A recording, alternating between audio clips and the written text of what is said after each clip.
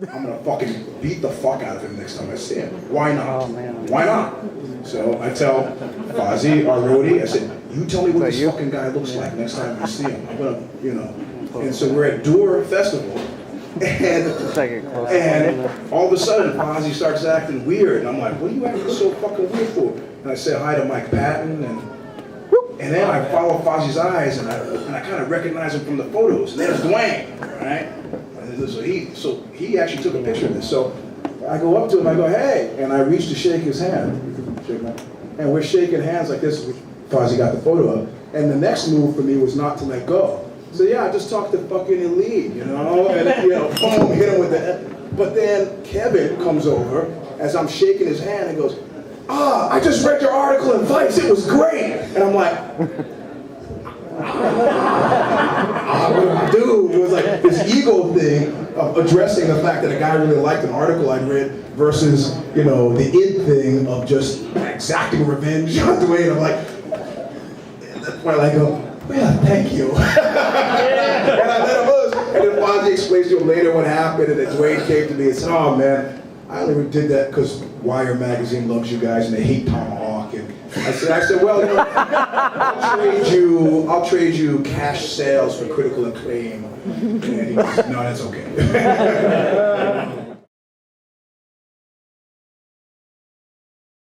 Eugene? Yes, sir. The music that you were inspired by early on before Oxbow? You'd have to go back. Scratch that. Like way back to being a kid, you know, Ray Charles, James Brown, the Beatles, you know. I think the first music that left, where things started to happen differently for me was in 1977. I got Eddie and the Hot Rods. Somebody gave me Teenage Depression. Do anything you want to do. Yeah, it was great. And the first live show that I saw of a band, I actually saw the Plasmatics. Yeah! And people, you know, they became kind of jokes later on, but the show I saw had Wendy O. Williams like shotgunning the fucking stage to bits, and I don't think I've seen a show like that before or fucking since. You know, the baddest ass rap guy doesn't fucking actually have live double art blowing the PA the fucking bits. It was completely out of fucking control. So I don't know about influence. I mean, you know, I want to do a whole list of things that under the heading of how I see myself. And I've recently done it on my Facebook page. Like I put some Little Richard clip in Paris where he plays, where he just stops playing the piano and somebody's fucking pissed him off or something in the audience, and he's shirtless and he stopped playing the piano. He's got stocking feet on. He just goes to the edge of the stage and he's kind of singing Ready Teddy, but kind of not really singing it. And I was like, that's him, Tom Jones. This is how I see myself. Teddy Pendergrass. Now the DVD. In a wheelchair. You did a movie a while back in which it's a gorgeous movie. Which one? It's the Loves Nope. Loves the Last. Music for Adults. It's on. That's on Love This Last. Yeah. You talked about maybe doing a Prince album, Luther Vandross. Yeah. Have you been working on that? Actually, Nico and I have a side project called Love's Holiday. That's eventually, if it ever comes to fruition, will be exactly like that. Do you follow like exactly? What's that? Soul Love album. It's music for lovers, which I am one. David, do you have a music for lovers in your? A music for lovers? Yeah. Pretty much everything I've been involved with. I would say the same. Exactly right. I mean, this is how we see ourselves. It's different from your side of the stage, you know. Before Scratch Ass ever played a show, I'd made some posters for us, and one of them had a really cool photo of a girl's butt, and it just said, Scratch Ass and music for and about beautiful women. And I don't know how that worked. applies to anything. Did that work? Like, Yeah. You know what I mean? Yeah. Did that work? It worked. yes. Yeah.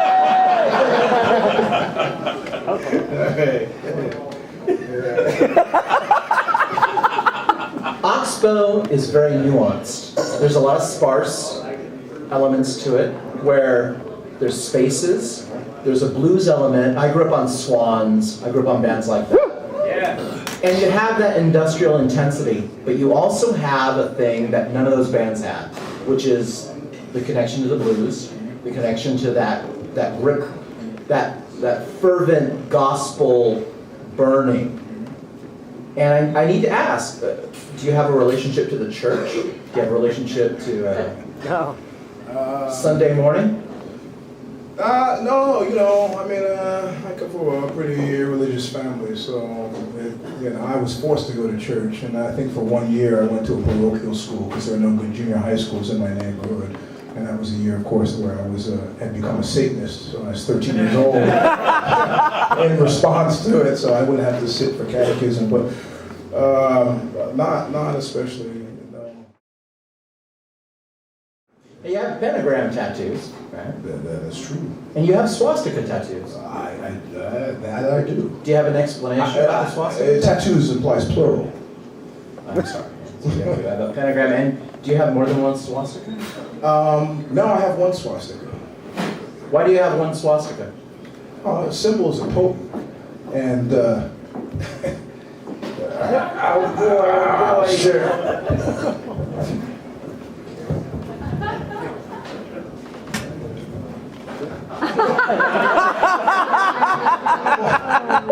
I'm friends with symbols, I enjoy them. No, if you were in a Manichaeism, you would know that the whole body, left and right side, is good and evil. So, nobody ever sees a demon underneath the swastika. They just see the swastika. Yep. And the best part was being in Tel Aviv, in a short sleeve shirt. And I said to a friend, I need to put on a long sleeve shirt. And he goes, no, what are you talking about? People here don't give a fuck about that. We got our country, I was almost physically assaulted in Berlin, however. And it was a promoter, and she's like, the history of our country, you know what that means? I said, your understanding of what I'm doing is not as nuanced as my understanding. She goes, well, I think, you're an asshole for doing this. I go, well, why don't you blow me? And she fucks off, and I say to our tour manager, I go, hey, where do we stand tonight? He goes, at her house. Did you fuck her? No, I didn't. It was a very uncomfortable evening. I understand national sensitivities. Like I told her at the time, it's got nothing to do with me. David, what's your favorite hate fuck? Favorite hate fuck? Yeah, you have a really good hate fuck. I don't know what that is, so maybe you could define it before. You know what that is! I don't. Not bullshit. I'm a lover. I don't know what you mean either, although me and Eric, the guy who's helping us out on this tour, earlier this evening we were talking about how if you're raping somebody, I think it's a good idea to tell them you love them. Otherwise they're going to get the wrong idea. Do you have any tattoos, David? I do. Do you? Yeah, I have one tattoo. Where? You have one tattoo. Oh God, Jesus. Oh God.